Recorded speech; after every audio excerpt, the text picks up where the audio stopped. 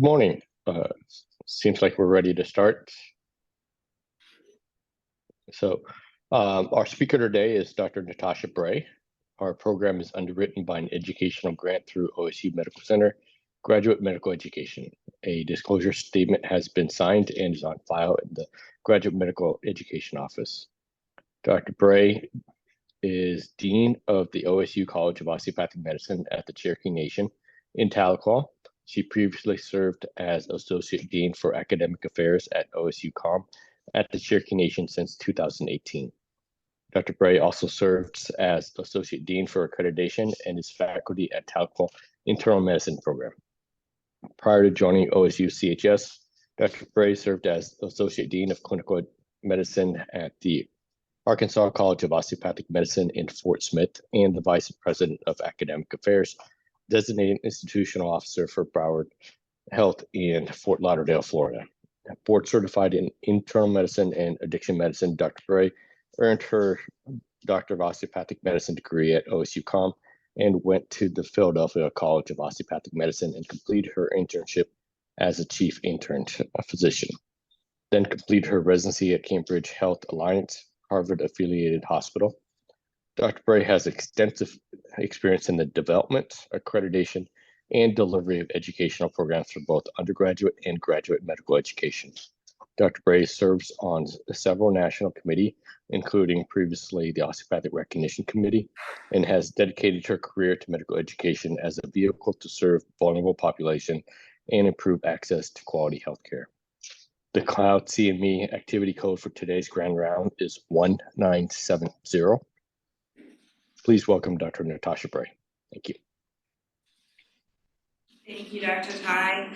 So we're going to spend a little bit of time today in our hour together looking at some of the history of osteopathic medicine. And really, I like doing this talk. I like kind of going back and talking about where we came from because it really gives us perspective on what is the role of osteopathic medicine today. Because that's something that we talk about. As Dr. Ty mentioned, make sure we got, there we go. My disclosures, I am on the board of directors for ACGME as well as for NRNP, so the match. I've chaired several national committees. I'm the former chair of ACE Committees, Council of Review Committee chairs. But really important, anything that I say is my opinion and professional experience based on research, and I'm not representing any of the committees speaking with you guys today.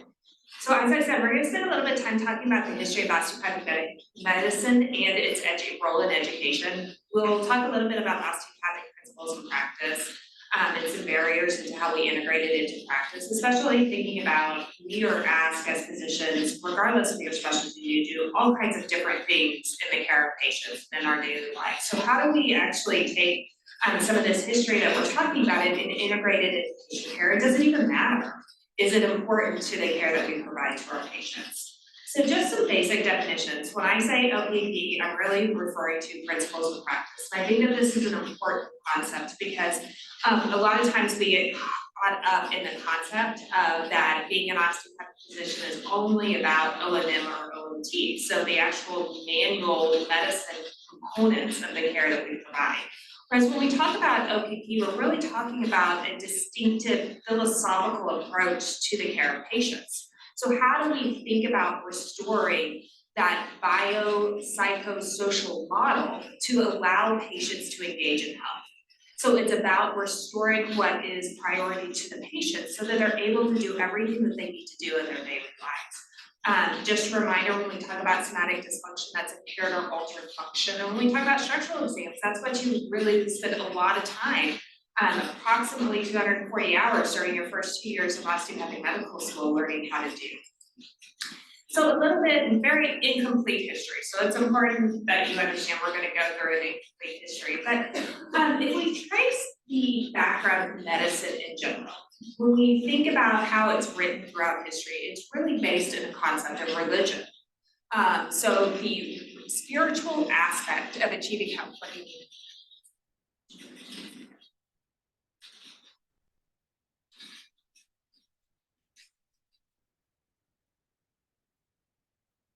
Yeah.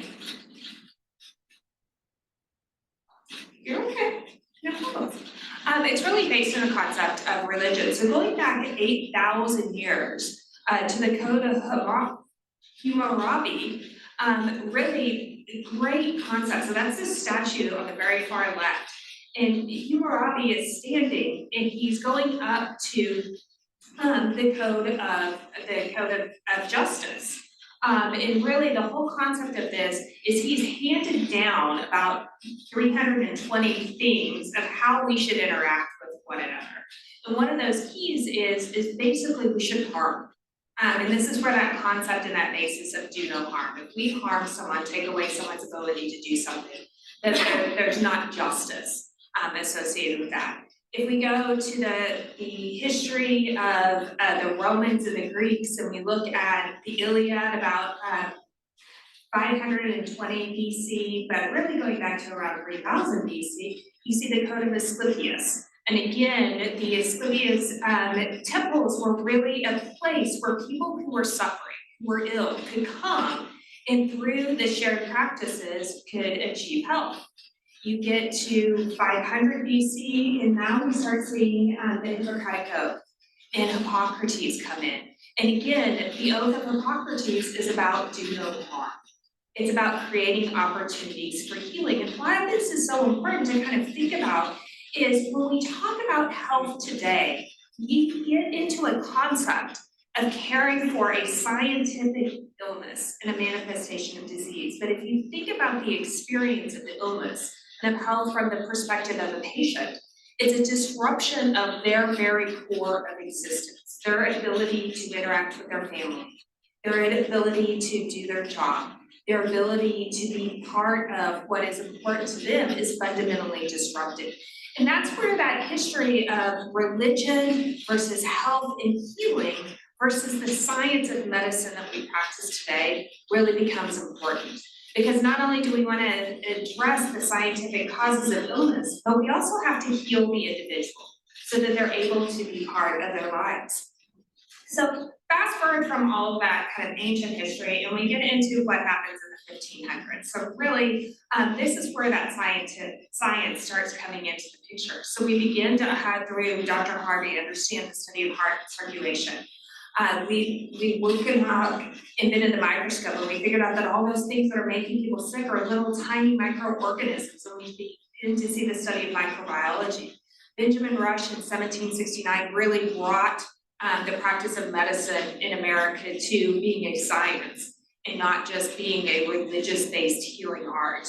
Edward Jenner developed the first smallpox vaccine in 1796. And Smile West, if you guys haven't read this history of him in 1847, is the person who said, we actually need to wash our hands. We're killing women by delivering babies because we're going into the autopsies of dead women who have died in childbirth. And we're going and delivering babies for all of these women on the wards. And we are actually taking bacteria from these dead bodies to these women who are in labor and having babies. And we're causing infection and we're contributing to the death. So back to that concept of do no harm. The interesting thing about him is he was completely ostracized. 100%. What you are saying is untrue. He actually ended up dying in an insane asylum because he attempted to publish his studies that washing your hands decreases the spread of bacteria from people who have died to women who are in labor, and we are contributing to their death. So in the 1800s, most physicians were trained through apprenticeships and formal studies. If you actually look at what medical education looked like in the United States, it was around 19 weeks course of study. For all of you guys in medical school, it probably sounds great. And then you went out and practiced, and you did everything that was needed in the community. And there was this concept of heroic medicine. So we intervened, and when we intervened big time. We were engaged in bloodletting, purging, leeches, all kinds of these kind of historic things to change the outcome of illnesses. George Washington actually died from a combination of an upper respiratory infection, but they actually bled him to death through bloodletting in an attempt to restore the humors and the balance in the body systems. The medicines that we had available in the 1800s, alcohol, mercury, morphine, digitalis, marijuana, and really it was in this 1800s that we began to recognize the role bacteria infection. And that it was that disease wasn't a moral failing. So again, this kind of concept between in conflict between religion versus science, and the concept of if you got sick, you were suffering, you had a heart attack, all of these things were because of moral aspects. You weren't aligned with whatever religion happened to be that was common in your group at that time. So really important questions, and A.T. Still was one of the persons who asked these questions, along with people like Sir William Osler, is why do we not, if we're all exposed to these infection agents, why do people not all get sick, right? So if we've got this concept of bacteria and we expose you, why do some people get sick and some people don't? What is happening here? A.T. Still was born December 12th, 1917, so right in this middle of this conflict of we're beginning to understand science, we're beginning to understand what's happening, but really our treatment is really terrible, and we really don't know what we're doing. And he was born in this little bitty town in Virginia. His father was a minister who had come over. His great-grandfather had actually come over from England. His father was a Methodist minister and a preacher, went town to town, so this very kind of nomadic lifestyle. His mother's parents were missionary workers and worked with the absentee Shawnee tribe in Kansas. So there's kind of very, again, that role of spirituality and how it sells. So when we hear the good things about A.T. Still and all the wonderful history, I think it's important to also be honest about some of the bad things that happened. This is from his autobiography that was written in 1908, and I'm just gonna read it to you because I think it's important to understand. My early days in the windswept Kansas, I devoted my attention to the study of anatomy. I became a robber in the name of science. Indian graves were desecrated and the bodies of the sleeping dead exhumed in the name of science. I grew to be one of those vultures, with a scalpel and study the dead that the living might benefit. My subjects were the bodies exhumed from Indian graves. Day and night, I roamed about the country, often at moonlight and often in daytime, with a shovel to disinter the dead Indian, utilize his body for the good of science. Someone says the end justifies the means, and I adopted this theory to satisfy the qualms of conscience. I love the study and have always pursued it with zeal. Indian after Indian was exhumed and desiccated, or dissected, and still I was not satisfied. 1,000 experiments were made with the bones until they became quite familiar with body structure. So it's really important to understand the history, and yes, this is what is happening. That's how they got bodies to understand and explore and be able to do that. And regardless, we all use Netter's textbook, and that was really common, was to go and get bodies exhumed without consent of families. But I think anytime we begin to talk about this, we have to understand the history that a lot of the knowledge that we've got today is based on the use of bodies that families had no consent, no one had the opportunity to do that. So if you reflect on your education, one of the things that's really important when we think about body donors is that families actually are part of that process, and that we honor that sacrifice that people are affirmatively making, so that you're not in a position of actually having to do something against someone's consent. So A.T. Still was an abolitionist, and again, this goes into kind of who he was when we think about his prior to medicine journey. So he was elected to the Kansas legislature. Dr. Still was represented in the Kansas Free Legislature, really important. So that whole fight over will Kansas come into the Union as a slave state or a free state, A.T. Still was in the legislature at the time that happened.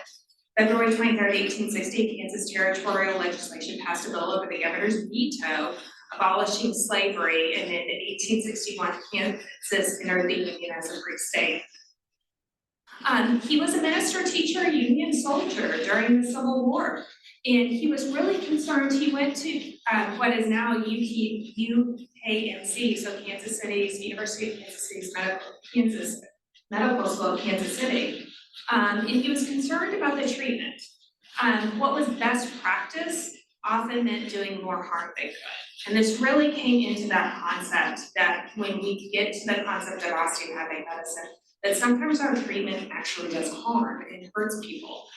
We already touched on those best practices around bloodletting, mercury, or alcohol, and opium use really caused harm to patients. Aseptic techniques were just coming in. At the same time, a lot of things happened. He lost 3 children to spinal meningitis in 1864. His wife died in childbirth. He had a newborn daughter die of pneumonia. In all, he had 5 of his children actually die because of the practice of the day, of how they were treated. When they got sick, they were given compounds that actually caused harm.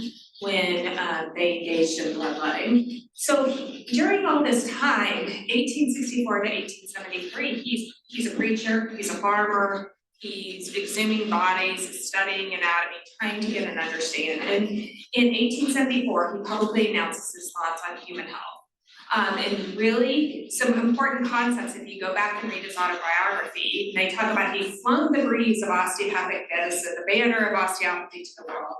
And really, his intent was not actually to create a new form of medicine.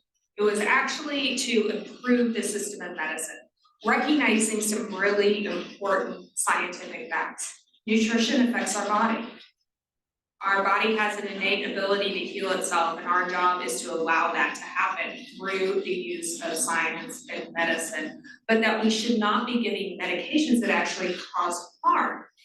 He was a huge advocate for nutrition, regular sleep, regular exercise, and proper spinal alignment because of the disruption to the homeostasis of people being able to engage. Well, Dr. Still was prohibited from practicing medicine or teaching in Kansas after a preacher in Macon condemned him as satanic for laying hands on patients. And that is actually how Dr. Still went from being in Kansas to Kirksville, Missouri. So A.T. Still's famous quote is, "The object of a physician to find health, anyone can find disease." And I think that that's really important when we start thinking about it and move into what's happening today. But before we get there, I would remind you the tenets of osteopathic medicine. I love the handwritten note that's on the left. It's actually the first time that he wrote down the tenets of osteopathic medicine, but this is all about the body as a unit. Mind, body, and spirit are all interactive. Body is capable of self-regulation, self-healing, and health maintenance. Structure and function are interrelated, and rational treatment is based on the understanding of all these concepts. So in 1892, we got the American School of Osteopathy. As I said, we ended up in Kirksville, Missouri, because he was basically run out of town, out of Kansas, because he was satanic. It opened under a charter granted by the state of Missouri. The initial class, really important for the time, had 16 men and 5 women. One of the other things that I will tell you, and the history on this is a little bit shaky, but it looks like 2 of the males that were in that class were actually Native American. So really, when we think about the diversity of that class, especially when we're thinking about it in 1892, it's pretty remarkable. So one of the women in that initial class was Janet Boyles.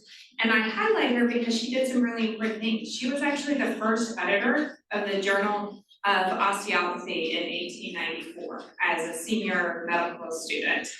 She went on to be faculty, the first female faculty member at the school in Kirksville. And from there, she ended up eventually in Colorado, served in the Colorado legislature, and really was one of those key forces that went throughout spreading osteopathic medicine. In 1897, we had the American Academy of Osteopathy, which later became the AOA. 1898, the Association of Colleges of Osteopathy, which Dr. Boyles, by the way, was the first president of, which later became ACOM, governing our schools. So what happened? So osteopathic medicine started fighting for practice rights, right? We start graduating people, they want to actually have practice rights. Vermont was actually the first state that legally recognized osteopathic medicine, followed by North Dakota and Missouri in 1897. Mark Twain was a huge advocate and supporter of osteopathic medicine. So a couple of quotes from him. One, in 1901, is to ask a doctor's opinion on osteopathy is equivalent to going to Satan for information on Christianity. He had a very colorful use of words there. And then again in 1909, advocating at the New York State house, he was advocating for licensure for osteopathic physicians in the state of New York. He said, I didn't realize I cared as much about these osteopaths until I heard you were going to drive them out of the state. And since I heard that, I haven't been able to sleep. Just as an important note, despite Mark Twain's advocacy for osteopathic medicine, DOs weren't granted practice rights in New York until 1946. So some other things, early Oklahoma history. So Oklahoma Association of Osteopathy was founded in 1902. It became the Oklahoma Osteopathic Association we know today in 1905. In 1903, the legislation passed legislation recognizing osteopathic medicine and established a board. So we were actually one of the first states with an actual board that looked and evaluated licensure. 1906, the membership was open to DOs living in an Indian territory. So you have to remember this is before statehood.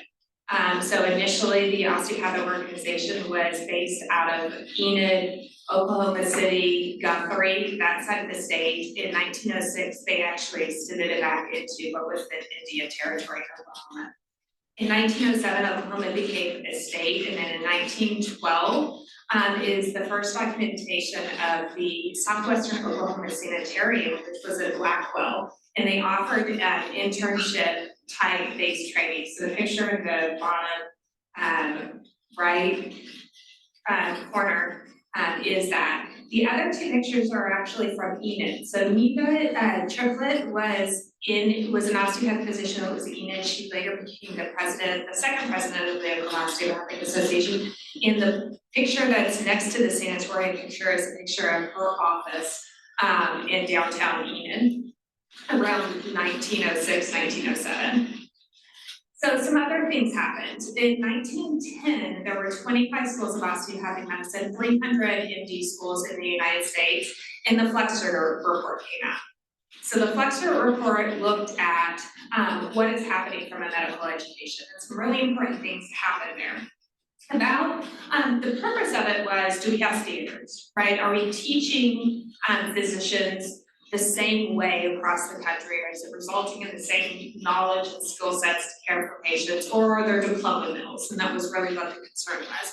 So as a result of the Flexner report, about 50% of medical schools closed across the country, so a dramatic decrease. One of the things that the Flexner report specifically did is it targeted medical schools that were not directly affiliated with academic medical centers. Again, so that got to rural communities, that got to communities of color in medical colleges that were disproportionately training African Americans as well as women. So dramatic impact long-term that is still felt across the medical education community, because places that were not directly affiliated with academic medical centers were basically closed down as part of this. 115 years later, you still feel the impact of what happened there. So what happened in the osteopathic world? In 1915, all of the schools were required to go to a 4-year curriculum. By 1916, there were only 6 schools. So prior to Flexner, 25 schools. Post-Flexner, 6 years later, we only have 6 schools. Kirksville, Philadelphia, Chicago, Des Moines, a school in LA that we'll get to a little bit of its messy history, and then Kansas City. So love this. Theodore Roosevelt wrote a letter in support of osteopathic medicine. In 1917, licensed osteopathic physicians who passed the medical examining boards. So those were the MD licensing, equivalent of the MD licensing boards. So what would today the USMLE, were still denying commissions in the medical corps or army. And the letter from Theodore Roosevelt basically says that's wrong. They've proven that they have the knowledge and skills, they should be allowed to practice. We talked about the 6 schools, here's pictures of them, just if you're curious. So in 1917, ET still died. Love the telegram. I tried to bring in stuff just to make it relevant to Oklahoma. This is a telegram from the Fort Docks in Enid, Oklahoma at the time that was actually sent to CE Still, AT Still's son, offering condolences on behalf of the physicians in Oklahoma on the death of AT Still. And then something important happened. 1917 to 1919 was a major flu epidemic. And we began to see an appreciation for the osteopathic approach to care because patients who were cared for by osteopathic physicians actually have better outcomes than physicians who were cared for by allopathic physicians. So the actual use of things like rib bruising, lymphatic techniques, not giving toxic substances to patients actually resulted in those patients having better outcomes. Some other things that happened, by 1929, we had pharmacology and surgery were added to the curriculum. Osteopathic licensure exams started in 1934, so all of you who take MDOE, that has a almost 100-year history at this point. 1935, the American Medical Association called osteopathy a cult and prohibited the consultation with or concerting with osteopaths. By 1937, some practice rights, we had practice rights in 26 states. Sorry, I left that out. Got out of work. Really important. Prior to the 1935 cult in the history of what happened in osteopathic medicine in California, one of the things to understand is in 1919, 1 in 3 interns at LA County Hospital were DOs. Really important. AMA at that time, so prior to calling us a cult in 1935, came in and threatened LA County with removal of their accreditation unless they dissociated from any education with osteopathic physicians. So they actually built an adjacent hospital. So there was one wing of the hospital freestanding where the DOs practiced, and then the other wing of the hospital is where MDs practiced because they were trying to get around not losing accreditation at that time. In Tulsa, hospital looks a little bit different today. But in 1924, the Tulsa Clinic opened at 14th and Peoria with 16 beds, and in 1944, Oklahoma Osteopathic Hospital opened here with 60 beds. Some really cool things that have happened in this facility, just so you know. In 1956, it was the first hospital in Tulsa with air conditioning, which I think we can all appreciate. In 1961, it was actually the first pacemaker that had been placed in Tulsa actually happened at this facility. By 1966, this was a 300-bed hospital. So personal history, I was born in this facility when my dad was a first-year student at the Oklahoma school. So I'm gonna get all these in here because they're a little bit out of order. So 1939 to 1942, World War II, right? Remember I told you that we were excluded from serving in Army, Navy, Medical Corps. So something happened in some really important states. The majority of physicians in California, Pennsylvania, Michigan, New York that were available who did not go overseas to serve as part of World War II were osteopathic physicians. So they became extremely important to the medical infrastructure within the states. 1946, the Hill-Burton Hospital Act happened, really, really important act. It prevented the discrimination against the osteopathic degree and osteopathic physicians. So this is for things like payment from CMS. I told you in California, the AMA threatened to pull accreditation standards out of LA County Hospital because they had DOs there. This prevented that type of thing. In 1947, the osteopathic residency programs were initially approved, and by 1951, the Social Security Act defined physicians to include osteopathic physicians. So a lot of legislative things happened here. The picture in this one is Hillcrest Osteopathic Hospital, which was in Oklahoma City. It opened in 1955, had 110 beds. In 1957, AOA was recognized as an accrediting body. That was really important because that has two things. One, we have COCA, which accredits our medical school, but they were also accrediting residency programs. 1962, we had Proposition 22, a really important thing that happened in California. So it eliminated the practice of osteopathic medicine in the state of California. So the physicians who were there had a couple of opportunities.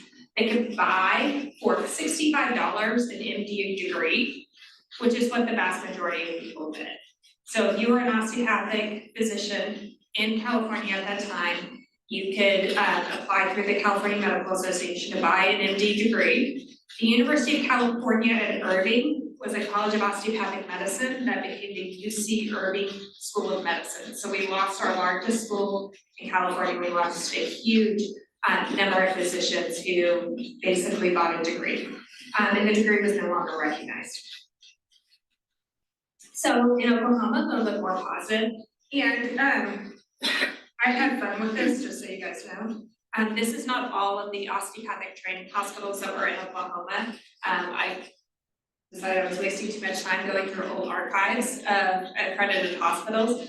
But for 1945 in Alva, they trained interns and were certified. Remember, internship was the only training at this point in time, so it was just one postgraduate year. From 45 to 53, there was a hospital in Nowata, there was a hospital in Davis, Shakota, Comanche, Okmulgee, Guyman. I want to come back to Guyman.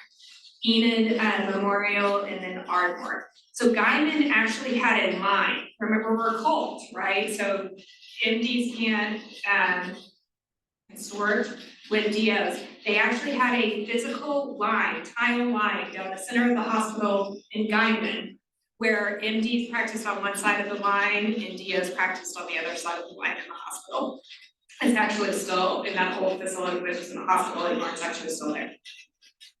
So really kind of some fun things that had happened. So by 1963, the first DO was accepted as a civil service medical officer. By 65, remember we only had 5 schools because we lost California, so that's where that 6th school went. In 1966, Secretary of Defense authorized DOs into military service. What was going on? You guys remember? Vietnam, right? We needed physicians in our army services. So in 1967, the first DO was drafted as medical officer in the armed services. Between 1969 and 1979, we had 10 new colleges of osteopathic medicine open. This when Oklahoma opened. So Michigan, Ohio, West Virginia, Florida, California, New York, New Jersey, Maine, and Oklahoma, and Texas. One of the important things from a developmental standpoint about this group of schools that opened is Michigan, Ohio, West Virginia, New Jersey, Oklahoma, and Texas were all state university systems that opened osteopathic schools. So really important. Now, remember Oklahoma, when we opened up as Oklahoma Osteopathic College for Physicians and Surgeons. We were a legislatively sponsored, so we weren't with the OSU system then, but we were still a public university that was sponsored by the Legislative Act. So in 1974, OCOMS opened, the inaugural class was 37 students. I will tell you guys, this statue that is in this picture is out in front of the hospital. So just so you have a concept of some of the history associated with it. It was the first freestanding state-supported osteopathic medical school in the country at the time that it was opened. So what happened since then? So MBOME, complex blueprint was developed in 1989. It was implemented in 95 with level 3, level 2, level 1. If you guys pay attention to MBOME and complex, things always happen in that order. It's always level 3, level 2, level 1 as they step through and implement changes on those exams. In 2005,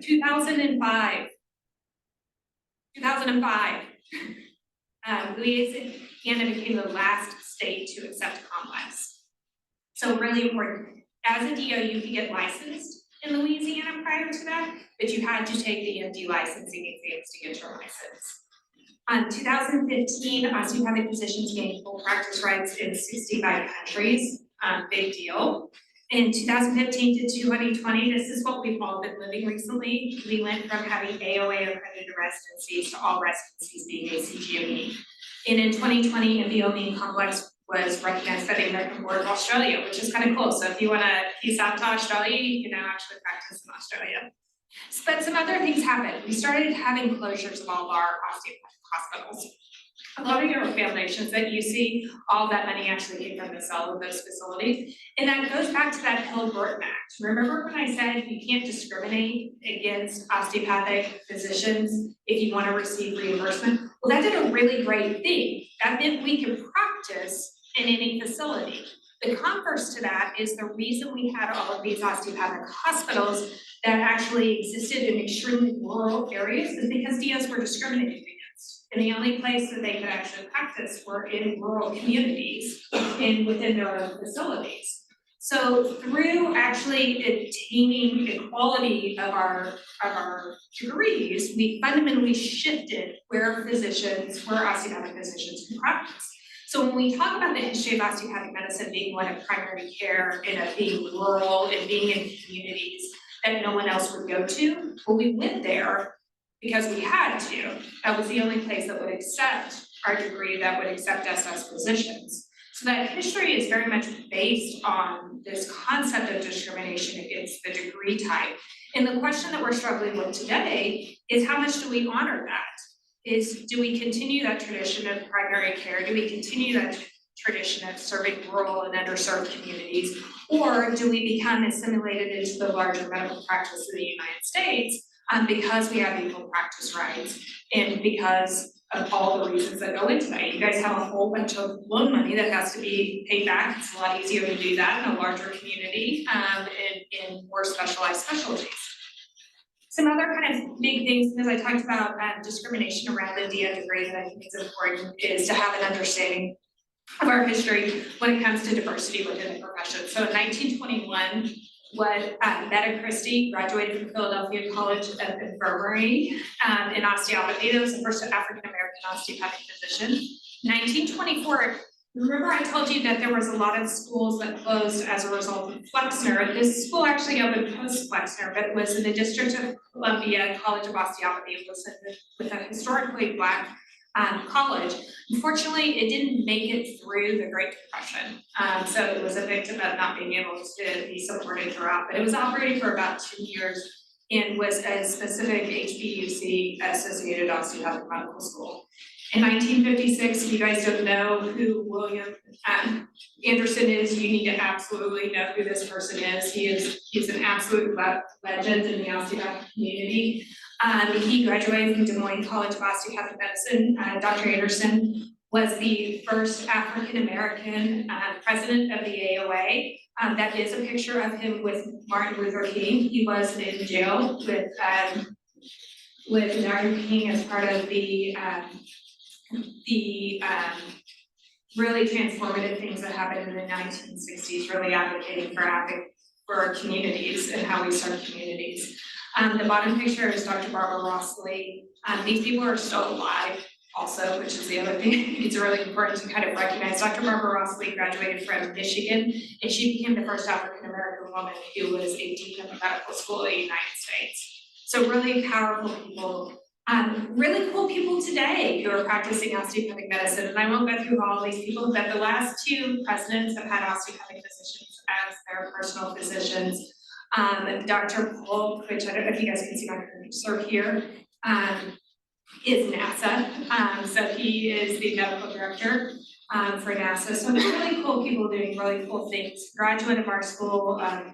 I think you guys probably heard her speak 2 years ago. Julie Ledgerwood was Deputy Director of Vaccine Development for the National Institute of Health. She did her internal medicine internship here before going to Bayview, and then doing her allergy immunology fellowship at the National Institutes of Health. So where are we today? 25% of medical students in the US are trained to be osteopathic physicians. More than 35,000 medical students are training to become DOs, which is just an astronomical number when you think about growth. That graph at the bottom shows you the number of growth of osteopathic and allopathic medical graduates. 40 osteopathic medical schools in the US with 64 teaching locations. Match. So I told you historically we're a primary care field. So these are match results from the 2023. 7,436 DO senior certified rank order list. So that means they certified their list in the match. Of those, 6,812 matched in the residency match. That's before they went into SOAP. So they straight out matched. Those are important numbers, just so you know, because I'll give you some comparisons. Down here at the bottom, 855 DOs participated in SOAP and 545 accepted physicians. So where do they go? Internal medicine. 22.7% of our graduates fit into internal medicine, 20.3% into family medicine, almost 10% into ER, 8% into pediatrics, and then you can go down the list. Where they are. The flip side to that, so PGY1 only positions, if you look, we had really a small percentage of our graduates going into PGY1 only positions. So that means the vast majority of people had pathways. Now, The PGY1 only positions you have to look at a little bit critically because there's one of two things that's happened. That was the only position they could get, right? So they don't have advanced training. The flip side is a large number of those have PGY2 positions that they also matched into. So it's a little bit of a mixed bag regarding what those people are. So big picture, 51.9% of our graduates are going into primary care fields. And then you can see the 6.6 into pre-meds. So what does that mean? Put it up there. We're still more primary care than MD graduates. Only 35.3% of MD graduates in 2023 went into primary care fields. 46.2% of DOs matched to their first choice program.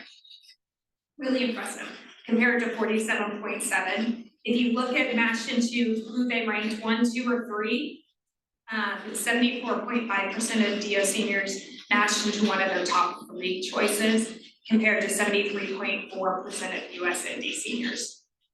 So big picture, we are doing really, really well in match. If you look at post-match placement, so by the time you get through match and so, 98.7% of DO graduates went into GME. Really pretty impressive numbers. So OSU, 50% of our graduates went into primary care, so we're right on that national. 57.7 went into residencies in Oklahoma, and 14.2 went into rural. These are things we care about, right? Our mission is to put physicians in primary care fields in rural and underserved communities in Oklahoma.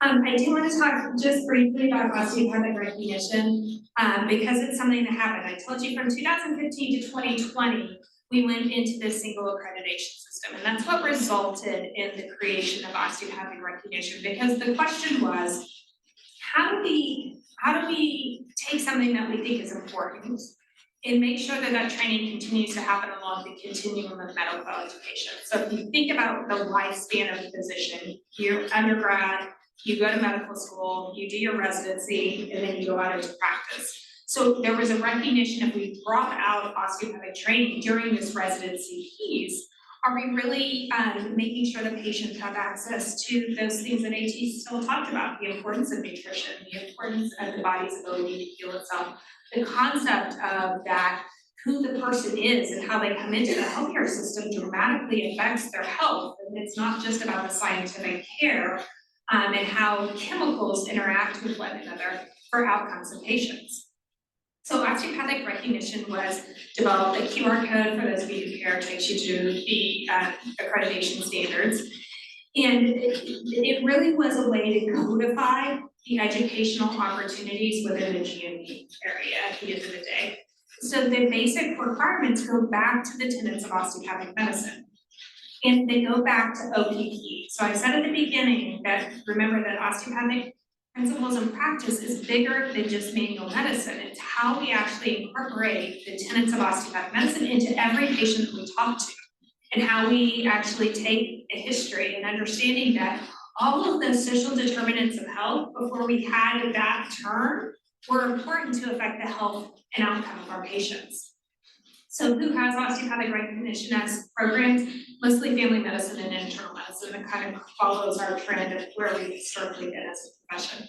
Where are they by state? Oklahoma has 19 programs. Pennsylvania leads the way with 46. Not surprising if you look historically at the number of osteopathic residency programs. Remember I told you in World War II, an important thing happened. The major physicians in a lot of states, Ohio, Michigan, New York, Pennsylvania, were all osteopathic physicians. And you see that reflected today when you look at the proportion of physicians that are within those states. So we see that reflected also in programs with osteopathic recognition. Who are the residents in them? It's mostly DOs, but I will tell you, really interesting in watching these numbers and trends are important. You do see MDs who are going into osteopathically recognized programs. So we can look at that 2 ways. One, it creates an opportunity for people who chose the wrong medical school to learn about osteopathic medicine and how to practice osteopathic medicine. Or those are the people who they just ended up somewhere because of geographic location, they have no interest whatsoever. So I tend to take the first approach, right? That people who chose and ended up at an empty school that they really should have philosophically, and because of education within a DO school, they're getting a second chance to learn how we practice and why it's so important. So what are the benefits? This is an article that was published in 2023, really looking at why do program directors go through the hassle of actually doing this. And the answer is that they really perceive that there's value in recruiting and how they get the right candidates into their programs. They want people who philosophically align with their approach and their way of practicing, and this helps them in that regard.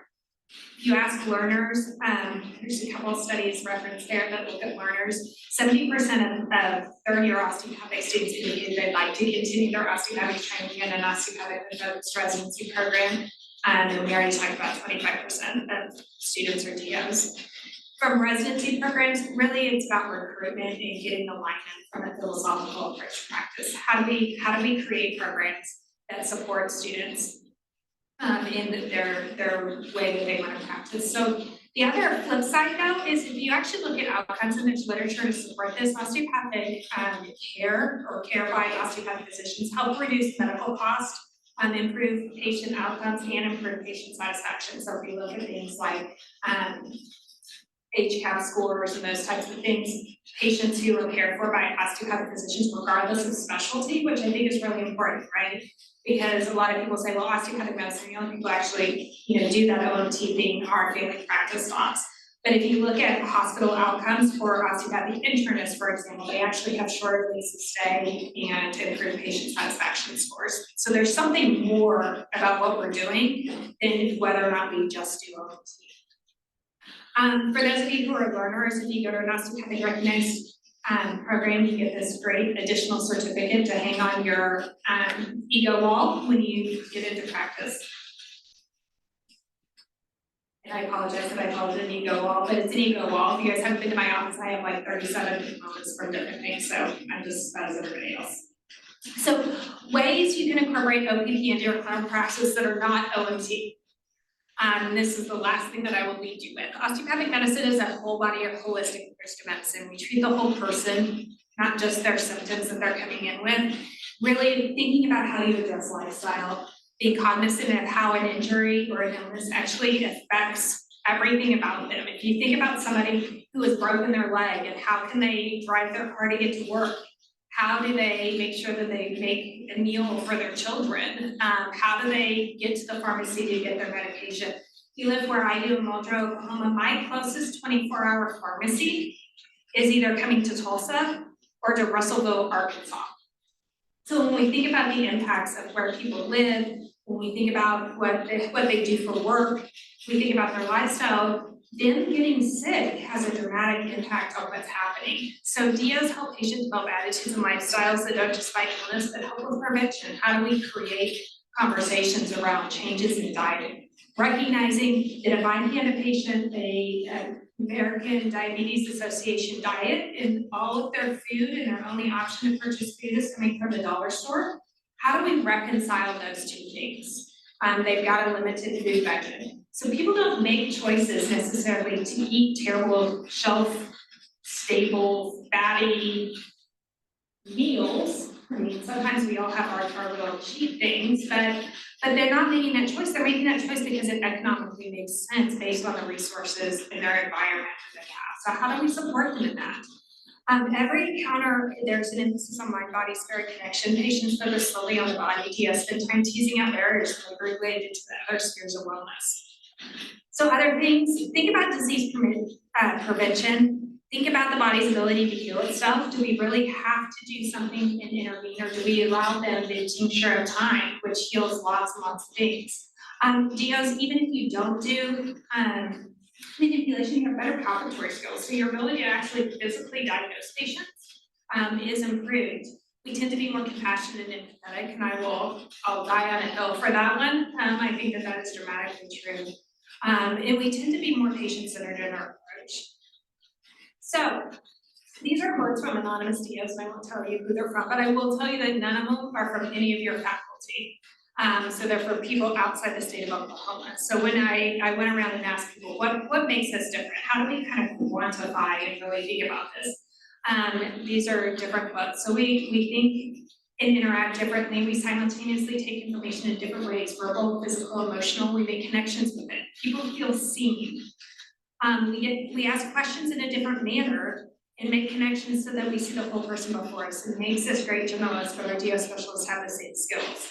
I love this one. I think we learn to view our patients through a prism that eliminates all aspects of the person with the same intensity. So we see a more complete picture of who they are and what they're going through. We ask students to be vulnerable and touch each other. They create an intimacy with an expectation to support and help that becomes habitual, so that they go into one-man class and automatically ask each other, how are you?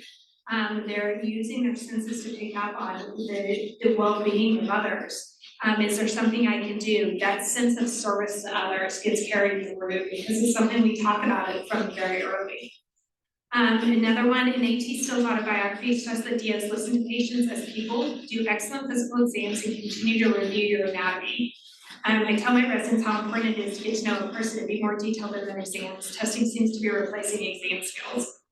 We hear that if you talk to old physicians versus younger generations physicians, their number one complaint is that you guys don't do a physical exam, that you rely on lab testing or radiology testing to replace that, but you're not actually engaged in listening to the patient that you get as part of that physical exam.